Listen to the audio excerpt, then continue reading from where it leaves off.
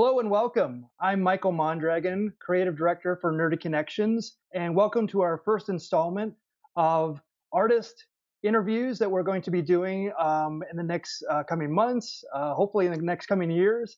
My first interviewee is Sebastian Bleak, one of my good friends who I met at a networking group called DMALA. Um, and he is a tutor, he's a teacher, a artist, and a graphic scientist. Yeah. Um, Hello, Sebastian. Welcome. Hey, what's up, Michael, man? Thanks for having me on, man. I'm excited to be here. My pleasure. And today is going to be all about getting to know you as an artist, as a Awesome. teacher. I know that we have a lot of similar interests. So Yep. tell me about your background. How did you get into graphic design? Man, weird story. Actually, I just started playing around with it a lot. I have a lot of creative friends, rappers, musicians, artists, anything like that. So, um, they started promoting themselves and they needed a way to promote themselves. So, I just kind of started trying to help them out that way. And it started off me showing them like, look, you could just use this software and make something. And they're like, well, I don't know how to use it. So I'd learn and I'd make something for them. And then people started liking what I was creating. So I just kind of kept at it. Well, that's awesome.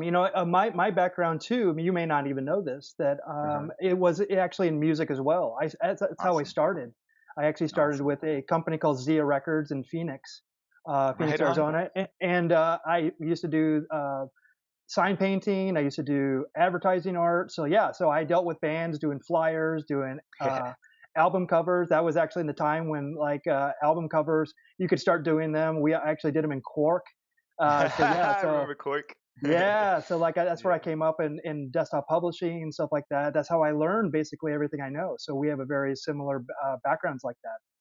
Yeah, man. I just like the band thing. I mean, even the name Sebastian Bleak. My real name's Sebastian, but Bleak just kind of came from I was managing a band called Bleak, and it just kind of stuck.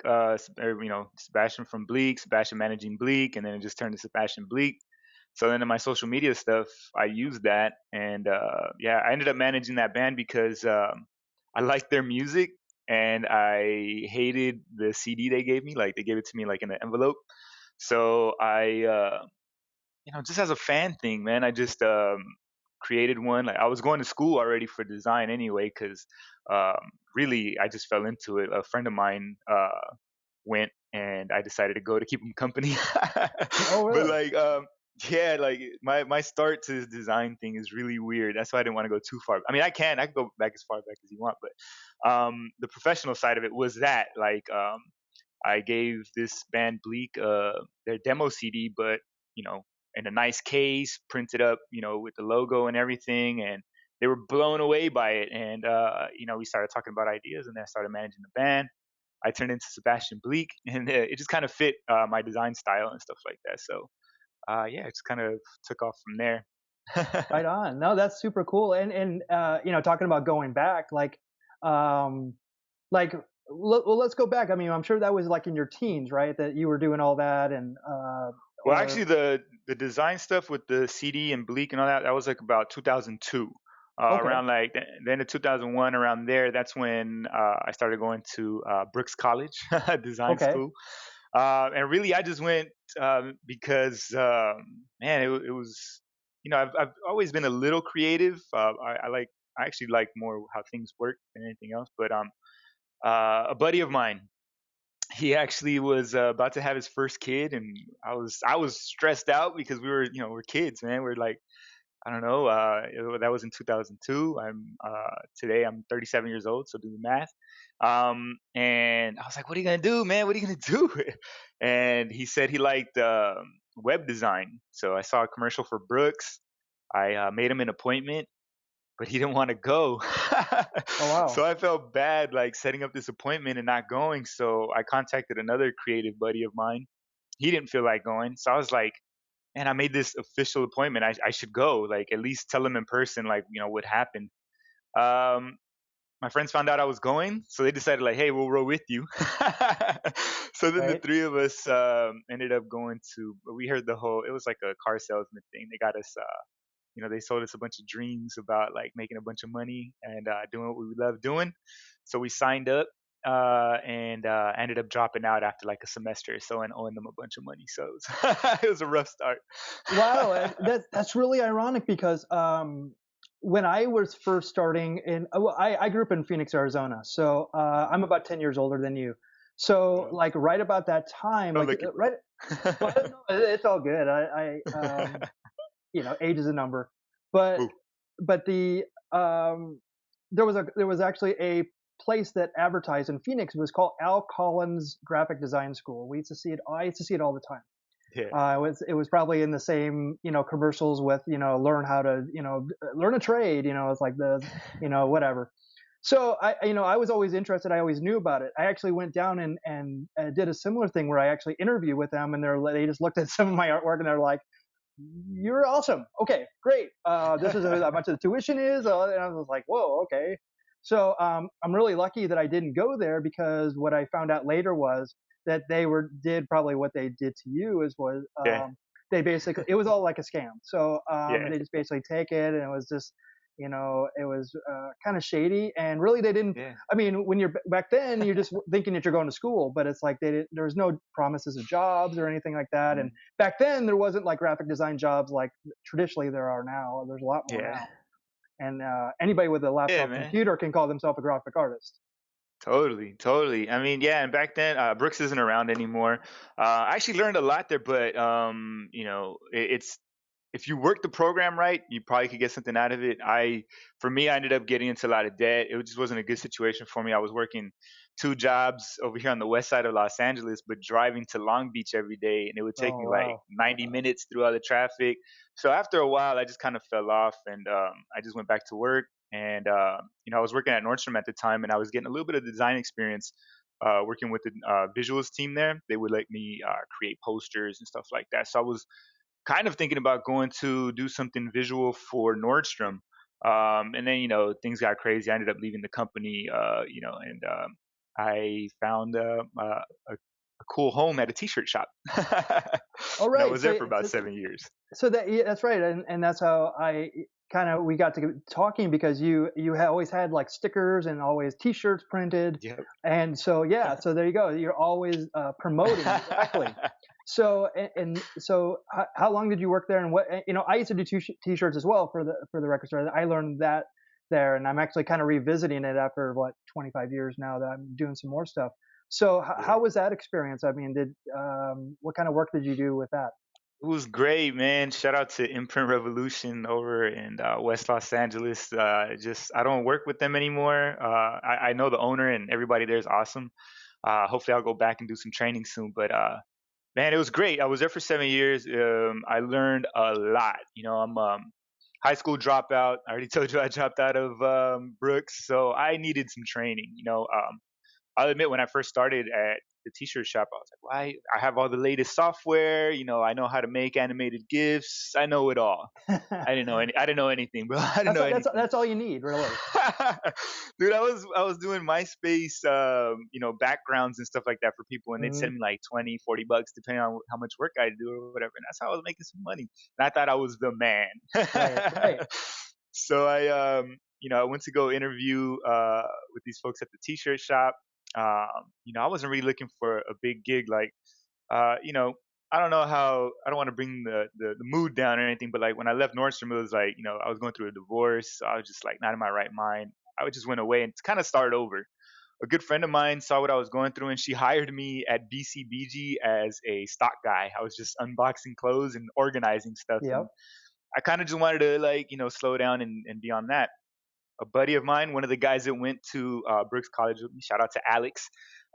He was working at this t-shirt shop and was like, dude, the guy just bought the place and I really need some help. He's like, go apply. He's like, please, like I could really, I really need some help. I was like, well, sounds kind of cool. I get to use Illustrator and Photoshop. Let me at least go see what, like, I felt weird not going to a potential job opportunity, even though I didn't want it. I went and it's like the first interview that I killed because I went in there like not wanting the job or anything. It was Right. weird. It was a weird experience. The owner of the company, both of those guys, they ended up liking my energy. They liked, that I knew the software, and really, they ended up offering me a job, and I think I turned them down like 2 or 3 times during that meeting. And then at the end, we were just like, we agreed on like, all right, I'll come on a couple days a week, and we'll take it from there. But I ended up liking it, man. I mean, literally, like I took the job, not because of the pay. Hmm. They paid me what they could, and I took it because I thought it was fair at the time. But like, I was really, I could have gotten more at other places, but the amount of knowledge that I got there was insane. So basically, the guy that David Anderson, he took over the company. Um, he didn't know anything about the t-shirt business. I didn't know anything about the t-shirt business, and we got to learn a lot. Um, he went off on tour actually. As soon as he hired me, he went off on tour. He was an a cappella singer, and his parents were also co-owners, so I got to start running the business with them. I learned a lot.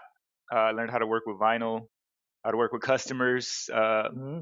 The best thing of that experience, like if anybody's looking to get into something like that, I'd say get in. And if you're gonna, if you actually want to own the company, then stay in. But if you just want to go in there to learn stuff, jump in for about a year because it's awesome. You get to work with at least 6 clients a day, at least, because it's like I don't want to say fast food because it sounds like I'm downplaying it, but like, dude, it's like meatball surgery. You got to go in there. Like, what do you want? You want this on a t-shirt? Cool. Produce it, make it happen, and then make it so that the guys in production know what they have to do, and then move on to the next customer. Hey, how you doing? And it's like all over. It makes you learn how to work with clients because you're not working with one client a week. You're working with multiple clients and different design challenges all throughout the day. Yeah, no, It's insane. that's a really good point, and also it taught you something, probably something else that's important is how to deal with clients, how to manage your time, because I know that a lot of artists get into this and they don't want to be bothered and all this stuff. Yeah. Part of it is and it's hard for artists too to learn that because by nature we're probably not very as social as we want to be, but as you can attest to, and I can definitely attest to, networking is part of your job now, and you Yep. need to be personable but also communicate well, so you learn Yep. that as well. And you're right, I just mean, jump in, and a lot of stuff that you're going to learn, like for instance, I could go out right now and buy a piano, but yeah. I could not play music. So I think the and we were just learning it with our session with Carlos Garo. He was teaching us like where Photoshop has come from in Yeah. 30 years, and now a lot of people rely on the software. So Yep. there's not a lot of practical knowledge that you just learn from just getting in there and doing it. No, man, you're right. I tutor students and I go speak at the local universities, and I tell them all like learn the basics. Like to me, um, a designer, like somebody that knows the software but has a good understanding of the background, is way more valuable to me than somebody that just knows the software or something like Right. that. I mean, it just knows how to do a couple of tricks here and there. They're always going to produce designs that last long. You know what I mean? Like it's Hmm. just they work better, they last longer. It's just it's just useful that way. But yeah, man, a couple of things you touched on right there made me think of like, man, at this place, I got hired, and when I first got hired, the company wasn't doing well. That's why they sold it. And David Anderson bought it, and he made it into what it is today, and it's an awesome company now. I think they have like 3 locations now or something like that. But basically, we didn't have any customers at first, so I was sweeping, man. I was sweeping and asking questions. I had a guy there that was, he taught. He was there for like a couple of days. It taught me what vinyl was, image transfer, and stuff like that. But I mean, learning how to clean the machines, how to take like all that stuff Yeah. was a big deal. And then like even you said the networking, being personable and stuff like that. Like most of my day, I'm away, right? I'm behind the machine recording tutorials and stuff like that, or live broadcasting, something like that. But it's a huge value if you can actually like communicate with people in person. Like actually Yep. making eye contact is gonna be a huge deal. Like Hmm. because young people right now, they're not even doing that. So it's like when you get that, it dealing with clients or something like that, or even people that you might collab with. being able to network with them and communicate with them is going to make them gravitate towards you. You know? Yeah, and the better you communicate, the better you do business. It's only going to benefit you. One of the things that I always hate hearing is from clients who say they had a bad experience with an artist.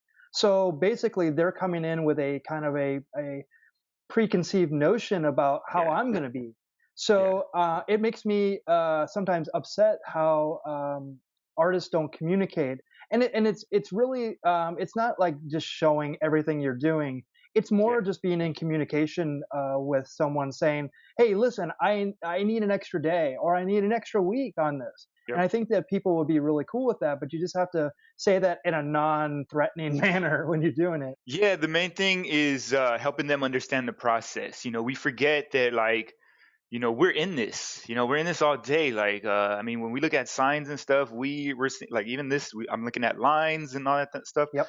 Our clients don't look at life the way we do. They Yeah. don't look at kerning and be like, that's something's wrong with that, or you know what I mean. Like, that's our job. So we have to actually get them to understand that stuff. Yeah. It's just helping them understand the process. Oh, absolutely. And I actually try to let them have input in it and take Mhm. that input and actually almost have a demonstration about why it may not be the most effective. Like, for instance, I had a client recently that wanted to use a lot of fluorescent colors because they wanted a lot of attention. The Yeah. problem with that, which I demonstrated, was that it came off, the design came off almost like a neon sign, which totally wasn't. It was almost trying to scream too much for attention and almost look Got you. like a pina colada ad, or an ad for a banana. It's like Yeah, it yeah. really didn't have the tone of it. So it's all, you almost have to like sometimes have examples of that. So That's you, great. you That's a great point. That's a great point. yeah, Mhm. and so you took all this knowledge and then you transitioned it to your Never Stop Learning series that you do online. So Yeah. tell me more about how that kind of evolved. All right. So yeah, that definitely was part of this whole experience I had at Imprint Revolution with the T-shirt company. So I came from Nordstrom, so customer service was like a huge deal to me. Like, the reputation of the company, man, that means the world to me, because that's how Nordstrom, trained me. I was gonna say brainwashed, but they got me in that mode. Like, I always under promise, over deliver. I just want to go the extra mile. Like, the clients I get, like, I make sure they have all my attention, type of thing.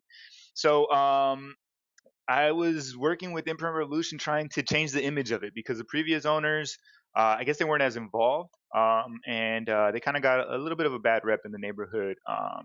For uh, poor quality work, I guess, sometimes, and some customer service issues. But I was there now, and I wanted to turn things around. So we were getting some calls from Fox, actually, and they wanted us to work on some shirts for some of their TV shows.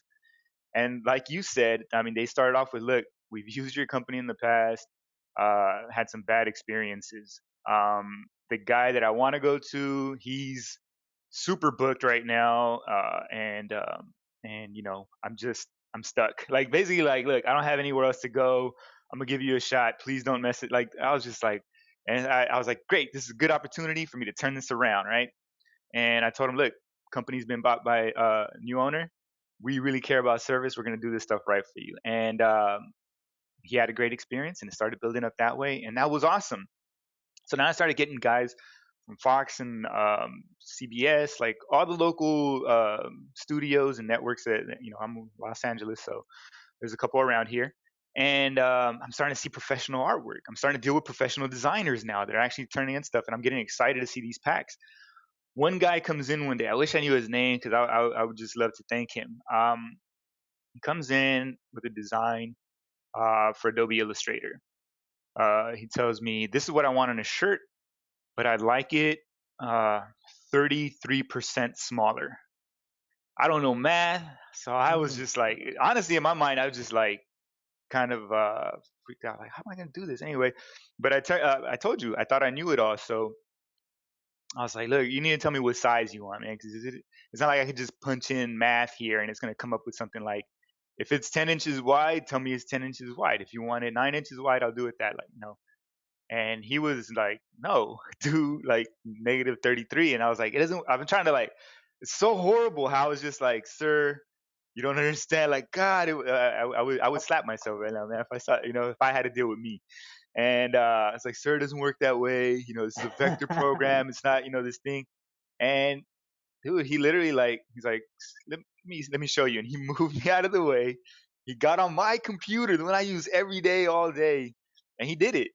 And I was just like, I was so motivated, man. I just had egg on my face for the whole thing. I'm just like, and it really humbled me, man. It really, really Hmm. humbled me.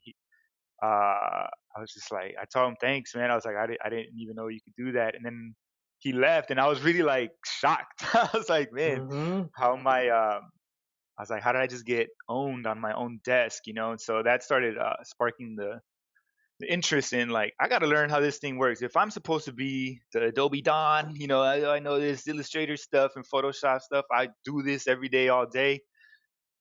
I was like, I got to learn this. So it also ties into what you were saying earlier. Like, I just started thinking like, these are the tools of my trade. Yep. All right. I need to learn the tools of like, this is how I make money. This is how I put food on. I pay the bills this way. How am I not gonna know every single thing about this thing that I'm supposedly so passionate about? So I started looking at the software a little bit differently. I started like picking apart the different tools and the NSL part. Never stopped learning. My friend Gary, Freehand Profit, he's the one that made this for me. He uh he worked with me at the t-shirt shop. Now he's like a super famous artist, making a bunch of money. But like he challenged me. He was like, "Look, man, he had this project where he created a mask every day for a year. So it was Mask 365, and he got a lot of success out of it, book and all that stuff. So he saw me in my little rut. I was still depressed over my divorce and all that stuff. And he saw that I had this interest in the software, and he kind of needed to learn this stuff as well. So he challenged me, come over on Sunday, man. We'll pick a topic. We'll watch lynda.com. We'll watch a course or something. I had never heard of lynda.com. This Sure. was now 2011, I think, at the beginning Oh, of wow. 2011, something like that. And I was like, I'd never heard of lynda.com. I didn't know anything. And I was like, all right. We went over on Sunday, looked up one of Morty Golding's courses on Hmm. Lynda, and we watched it for like 3 or 4 hours, whatever it was. Got to the end, and we're like, let's watch it again. Yep. And we watched it again, and then we were so stoked about it. We sent them a friend request on Facebook. This is when like you used to be able to send a message during the friend request, and I'd be like, man, we're sitting around watching your your course and Hmm. enjoying it. And he friended us, and we were like starstruck. But so then the challenge was, he said, all right, so we studied all this stuff for about 4 or 6 hours, whatever it was. He's like, now I challenge you to create something and put it up online by Thursday. Because at that time, I had no portfolio, I had no online Yep. presence. I was scared, man. I was scared to put stuff up. I would lie and tell people I don't want somebody to steal it, but really, I just wasn't that confident in my ability, so I wouldn't put Hmm. stuff up. So this was a big challenge for me. I was like, man, I gotta study something, I gotta make something now, and I gotta put it up so that people see it. And I actually ended up enjoying the process. I learned a lot. Each week, we pick a different topic, study it up all week, check out blogs. I'd go to Adobe user groups to hear Hmm. talks about the subjects. And then Thursday, I posted up. And we started doing that every week. Started getting a good group of friends doing it. And then after a while, some friends fell off. And then somewhere around week 60 or so, I don't remember exactly what it was, Gary asked me, he's like, "Hey, sorry I stopped doing that project with you." He's like, "Did how did it go? Did you know?" And I was like, "Well, I'm still doing it." He's like, "Hasn't it been a year already?" I was like, "Well, what do you mean?" He's like, "Well, when are you gonna stop doing it?" I was like, you never told me when I should stop. you just Wow. Awesome. you just told me to keep going, and you named it Never Stop Learning. So I just put my head down and kept working, man. I didn't look up, and I actually enjoyed what I was doing. So I didn't realize that I had gone over a year, and I didn't realize what a big deal that was. People started giving me a lot of credit for that, and all I saw was I had a lot of fun, man. My favorite thing, you probably heard me say this a bunch of times, Michael. Sorry, but like my favorite thing is that aha moment that I get, that I give to people when we actually get over like a hurdle. Like I get how this works now. Hmm. And the other thing is the investigation side. How we're like, oh, well, how does this work? And then what if we do this now? So that's what NSL has been for me. And so right now I'm in week 294, and I don't know when I'm gonna stop. Well, that's a real testament to you and endurance. Like for instance, if you're going to work out, you don't just, you pick a schedule, and the people that are in super good shape and show results are not ones that just go, I'll do it whenever. I'm passionate as well as you about what I do. Like for instance, Yeah. as I have right here, I have the newest communication arcs. So Right I mean, on, right on. and That and looks I get awesome. excited. I get excited and geeky about it. I'm like, oh, right on. And, I get to see all the great stuff. So I'm like, Yeah, I'm immersed in this. yeah, It's not something I just kind of pick up when I want to. I literally yeah. roll out of bed, I come to my computer, and I start working. I start doing my thing. You were talking about math earlier. Using all the proportions and stuff. One thing that I didn't excel in school was math. I use Mhm. math every single day for what I do. Same here, man. Same here. Every single day. And I wouldn't say that I'm super great at it, but I have to be awesome at it, and I have Yeah. to learn. I need to know what an eighth is in points. I Mhm. need to know Yeah. what you know. There's points, picas, there's inches, there's pixels, points. Yeah. Oh, Millimeters, centimeters, it all goes on M's, there. N's. Like it gets crazy. So like I need to know all this stuff. So it's a real testament to you to stay with it and keep Hmm. wanting to learn. And that's a really good lesson to anybody who's watching this, that no one holds your place in line. You have Hmm. to, like that guy who fell off, you're like, you're still going. So, Yeah. he's got a lot to catch up, Yep. so you have to do that. And all of this stuff that you're doing actually got you attention from Astute Graphics to do a Yep. lot of Exactly. their work as Yeah. well. So this whole thing that you were doing, actually other people were seeing, and you're teaching like more people now what you're learning. Exactly. Yeah. And so that was a big. That was you segued that perfectly, man. The next step was getting into Astute Graphics. So somewhere around, I don't know, it was after week 60, maybe like in the 90s or close to 100. I forgot. I got to look back to check. Um, I met Astute Graphics at a user group. So the user groups are great, man. A great resource for me. Um, I actually went to an Illustrator user group. They were talking about plugins. I was debating whether or not to go because I was so like I want to learn my core tools. Like I don't want to have to purchase this other thing. And I was really like I was trying to be an Illustrator purist at the time. And I was like, but let me go see what they're talking about anyway. I went over there and I was blown away, man. Yep. I've never seen Illustrator behave that way. It was awesome. It was just expanding my mind a lot, kind of like how your demo was for me at the on my Twitch channel. That was a big, like, it made me look at things differently for that. But I remember approaching Nick Vanderwall. He's the owner of Astute Graphics. Shout out to Nick. He I went up to him afterwards and shook his hand and just told him thank you for making these awesome tools. I told him how awesome they were and how blown away I was by his presentation.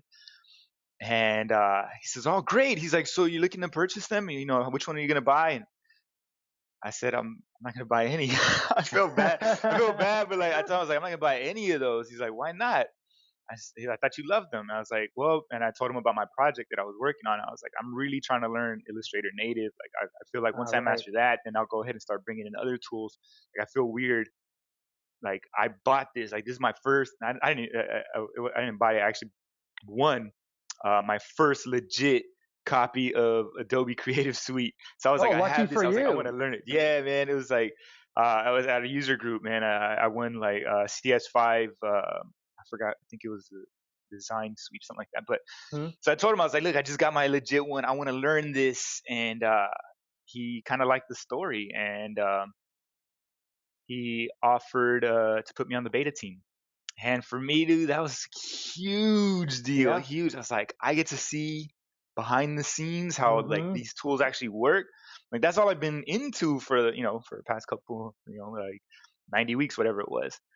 So I jumped at the chance, and to show him how appreciative I was, I wanted to make sure that I tested like no other. Like I was sending him reports every week. At first, I tried to do it every day, Sure. but then I weaned off to every week. And then like he just saw my action on Twitter. Like I was posting stuff up all the time, and we didn't really have a relationship other than I was beta testing, and I shoot him bug stuff or changes. I never thought that I'd wake up one day and see a message from Astute Graphics in my inbox for Twitter. Like he was in my DMs, and he told me, started asking me about my work, if I was thinking about, basically he asked me. I forget, he asked me a real professional way, and I just didn't get it. And I was like, oh, I work at a t-shirt shop Monday through Friday, and whatever. He's like, no, Hmm. I'm asking you, like, are you looking for work? Like, are you? And I said, whoa, okay, yes. And Sure. then that's when the whole auditioning process started. But yeah, the main thing to wrap that up is that, like, I was working at this job that, I learned a lot, but I didn't really have potential to grow and like continue in there for a long time. I learned a lot. I went from there and I found my Never Stop Learning project. With that, I was able to find my passion, and then following that passion, I got what I consider my dream job. Like, it was actually a job I was hoping to get, and I ended up getting that. That's awesome, and it's transitioning into other stuff that's coming in the future. I don't know if you can speak about that. Yeah, Um, yeah. Exciting things with that. I guess I can't go too deep into it, but one point for that real quick is that I remember around, week 65 in the 70s or something like that. I was asking everyone that I'd meet, like, this is my Never Stop Learning project. How can I make money doing this? I told them I love researching these tools. I love telling people about them. I love demoing them. And everybody was telling me that I don't. There's no money in this, man. There's oh, they're wow. like, a lot of people were telling me, like, you can't. Who's gonna pay you to do that? And uh, I was just like, well, I'm gonna just keep doing it because I like it. And isn't it and weird? Isn't it weird how the money comes when you take the money out of the equation? It's always there. and that's thank you for that, because that's exactly the point, man. Like, if anybody's watching this, that's one thing I really want you guys to take back, that, like, this 294 week journey that I'm on, I started it not thinking I was going to make any money off it. It was just like, I need to learn this stuff. It's like, I'm really, I used to do that with everything, man. I used to skateboard and stuff. So I'd buy Thrasher magazine as soon as they came out. I was into Mhm. WWE when it was WWF, and I'd get the, magazines and stuff like that. I'd live whatever it was. So I remember, like, Metroid for Nintendo or Kid Mickey, all that stuff. Like, I would buy the magazines and read up on it. So I just applied that same thing to Adobe software, and I had fun with it. And then, now I'm working with some people that I'm really excited about. And then, so the things to come up. You know, uh, when I was working at Imprint Revolution, I said, I'm gonna sit here, sharpen my sword, and I'm not gonna leave until one of these five companies wants to work with me. Number one was Adobe. Mhm. Number two was Lynda.com. Number three was Wacom. Number four was Astute Graphics, and number five was Photoshop Cafe. Just because I like Colin Oh, Smith, I sure. think that dude's Yeah. super awesome. Yeah. What do you call it? So, Astute Graphics ended up being the first company that approached me, and I loved it. It was awesome. And then I got to work with Adobe, doing a bunch of the Adobe user groups, being an Adobe community leader. Now I'm trying out to become an Adobe community professional. Hopefully I make it. And then working with Astute actually got invited to speak at Adobe Max, and they asked for me to do the presentation. So I got to work with Adobe that way as well. So that was already like two companies out the way that I really liked. For a while, I had this project called Wacom Wednesday, where I basically would just pull out the Wacom and try to draw something with it every day, because I don't know how to draw and I don't know how to use a Wacom tablet. So I figured I'd just jump into it. They saw what I was doing. They liked my progression and everything, and they supported me in that project. So I got a chance to work with Wacom. I've done some demos with them. I even did a joint thing with Wacom and Astute over in Costa Rica at a university, which was crazy. Like, so it's like companies I respect and love flew me out to a country I've never been to talk about stuff that people told me that I wasn't going to be able to make any money doing. It's awesome. Well, So isn't it great? Isn't it great that you threw that out there? I mean, you yeah, literally threw it out to the universe and it answered it. It's like that's yeah. fantastic. That's super motivating. Yeah, man. And then, like, the last two was Colin Smith, he's from Photoshop Cafe. Check those guys out. I Hmm. really like their work over there. When CS6 dropped, he had a CS6 roadshow. I got to help out in a small way with promotion and stuff like that. So I'll be able to check that one off the list as far as I Hmm. got to work with them. And then lynda.com. So I can't talk too much about that, but we're looking at some projects that are going to be coming out before the year's over. Well, And that That'll be is fun. Yeah, fantastic. it'll Good be for you, really and fun. congratulations on that. That's a super huge thing. I'm not sure of a lot of people that don't know about Linda, but it's they only take the best instructors, and Thank to you. be in that company is fantastic. Yeah, Um, you said it because they're all my heroes, like a bunch yep. of like my heroes. I mean, I try to be like Deke McCullen, like as far as like the way my teaching style, like Hmm. I'm literally copying Deke McCullen a lot of the times. Like Geeks he's techniques. yeah, man. I made fun of him. I was joking around with him when I met him one time. I told him about my never stop learning, and I joked around with him, telling him that I call it Bleak's techniques. He got a good laugh out of it. That's Obviously, I awesome. don't, but like, no, he's definitely a huge inspiration. A lot of the people on lynda.com. So I'm like, and then like I said too, like when I first started on this, my never stop learning project, lynda.com was my school, dude. That's my university. Hmm. That's like if I'm like, what school did I graduate from? It's lynda.com. They made me like even um when I learned a lot of the design stuff that I needed. I'm still learning, by the way, but as Sebastian Bleak as a business started to grow, I needed to learn how to pitch to clients, how to time manage better, and like public speaking, like all these things. And lynda.com taught me all that stuff. They have all those courses on there, so That's like fantastic. I'm That's just happy super to be working motivating. with them. Yeah, they're Yeah, great. I mean, you were talking about Morty Golding earlier, Von Glitchka, Astute's on there. There's a whole Astute Graphics Mike Rankin does one for course. Stu. Yeah, Andrew Kramer.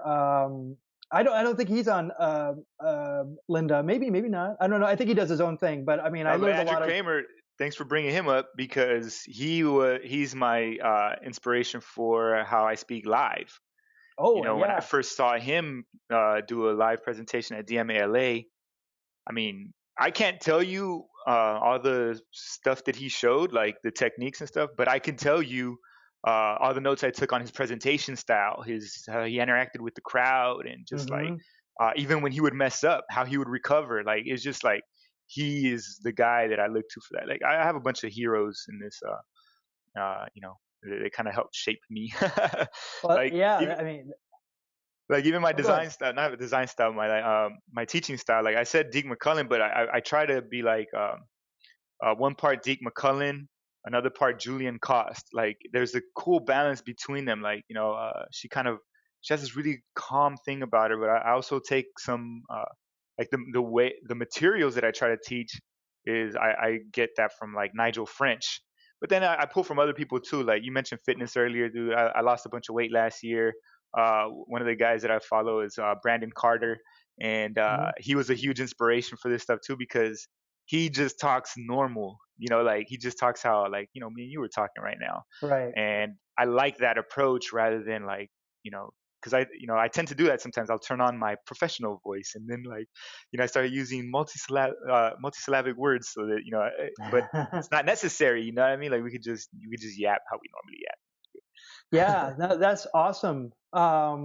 And super inspirational too. Thanks for sharing that. So let me finish out. I want to ask you a question, and then you brought up Morty Golding earlier, who I saw speak at Adobe Max a couple years ago, and during that presentation, actually him and Von Glitchka actually did a dual presentation, and one of the things that Morty said really blew my mind. And I'm going to form my question out of my experience for that. And I'm going to share Cool. something. Um, he actually admitted that he was colorblind. Now, I had never met another colorblind artist. So Yeah. I am colorblind, purples and greens. So Right on. Right on. I've literally never admitted that to Wow. anyone, and it's really awesome because And thanks for what sharing, man. Yeah, and it's kind of weird being a graphic designer. People would actually probably look down on you before for being mildly colorblind. Hmm. And I actually can. It actually has enhanced my ability to pick colors by number in all these applications for Adobe. But Morty taught me that there actually is a colorblind setting in the Yep. preference, and I couldn't. That blew my mind, and I'm like, I felt kind of liberated, like I was Yeah. hiding something. But it may not be as severe as I think. I have trouble with it, but Uh-huh. is there something that maybe somebody doesn't know about you that Yeah, you could man. share? And thanks for that one, dude. That was great. Actually, even the colorblind setting in Illustrator, that was one of my NSL things. And when I learned that that was in there, I started trying to design with colorblind people in mind. You know what I mean? Because of that. So that was a big deal to me. But yeah, for me, as far as like embarrassing things or whatever, like that's how I feel about it. Like things that maybe things I'm not so a lot of people don't know about me or something like that is one I mentioned earlier. I'm a high school dropout. That was like a tough one for me to say out loud for the longest, mainly because I'm surrounded by so many smart people that like I'm really intimidated by them. I mean, I've given lectures at different events where like I'm on a panel with people that have PhDs. I was Hmm. once on a panel with somebody that was literally a rocket scientist, and I was just like, I always feel out of place because of that type of stuff. And then the same thing with the design school. I dropped out of the design school. It turns out a lot more people dropped out of design school than Yep. I thought. But Yep. the whole high school, dropping out of high school, that was a tough one for me, and not getting like education beyond that. And then too, right now, when you were talking about your color blindness, I'm pretty. I've been diagnosed dyslexic. I figure out ways to kind of work around it, but it's weird that my designs are usually so type heavy. They got a lot of work. Like I was doing flyers and stuff like Hmm. that. Like and like I'm dyslexic. I always bug people, please, please, because I'm just looking at how it looks. I never. I mean, even just a problem with that. I spelled volleyball wrong one time on these volleyball sweaters, and it was like 80 of them, and they were like individual. It was like thousands of dollars lost on that job because I didn't know how to spell, something like that. So, By the way, uh, you don't have to be dyslexic to have misspellings on printing projects. I've done that many times. I end up for some reason I have this thing where like if let's say there's like 6 letters, not the last letters, but the 2 letters before those get swapped out. Like something in the middle towards the end gets inverted, and I always end up having a problem there. Hmm. But yeah, that's something I had to deal with, and I don't know. I guess the reason I wanted to bring that up is I've allowed it to hold me back for a really long time. And if there's somebody out there that feels like maybe they don't have a lot of the proper education or like classic and whatever, like formal education, like there's ways around it. Like for me, it was my never stop learning, where I just sat and I studied it every single day. For other people, it might be like actually creating projects on a daily basis or whatever it might be. But anyway, I guess it's one of those things that I've allowed it to hold me back for much longer than it should have. So if I could kind of remove that roadblock for somebody else and allow them to get to their goal quicker, like that's awesome for me. So that's a big one. I mean, I have a bunch of other downfalls that I could share. I just like that's Well, I didn't want it to be a therapy session for everybody, that's but so it's good. but that's Yeah. so super cool, and thanks for sharing that because I think many times where sometimes the vulnerability, there you go, Mhm. Mhm. of everybody, it kind of makes say, hey, we're human, and Yeah. it's all good. um, well, thank you so much for taking your time today. Can you tell me some of the places that we can see your work and see some of the things that you do? Yeah, so if you'd like formal tutorials and something like that, really short ones, I'd go to YouTube, Sebastian Bleak, uh, youtube.com/Sebastian Bleak. Go to my YouTube channel, please subscribe, go ahead, check out some of the videos, like them if you learned something. And that's like my main place. What's starting to grow though, and it's pretty exciting for me now, is my Twitch channel. So on my Twitch channel, I bring on awesome friends like Michael and some other of my design nerds that I love talking to. We come on and we talk about Illustrator, Photoshop, any kind of design things we got going on. and you can find that at Twitch. What is it? Twitch TV. It's SBOTC. Just look up SBOTC. It stands for Sebastian Bleak Off the Clock, and you'll be able to listen to me and my friends talk nerdy about all this design stuff. Awesome. And then you're on Twitter and Instagram as well, right? Yep. So on Twitter, you're gonna see a lot of my nerd stuff on there. You'll see me reposting videos, reposting blog articles. So if you want to learn about Adobe stuff, I would follow the Twitter account.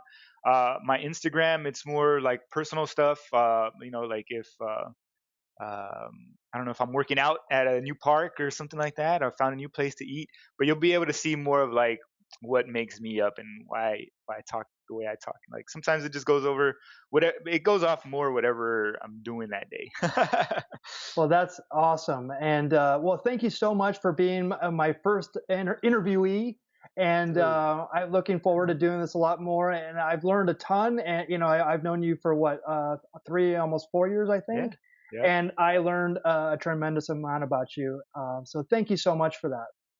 Oh man, thanks for having me on, dude. And then just real quick, like the Adobe user group things, like that's where we met, man. I met you, I Yep. met Carlos, a bunch of these other people. So, get out there. We were talking about being, keeping to ourselves and stuff like that. But, if I would have kept to myself, I would never got a chance to meet Michael at a user group. And you've been so helpful with a bunch of stuff I got going on. I really appreciate it, man. So thank you. But Thanks. thank you. I appreciate that very much. And I can't wait to do a lot more because I think doing all this stuff is only going to make everything that we're doing bigger. So I'm looking forward to that. Yeah, man.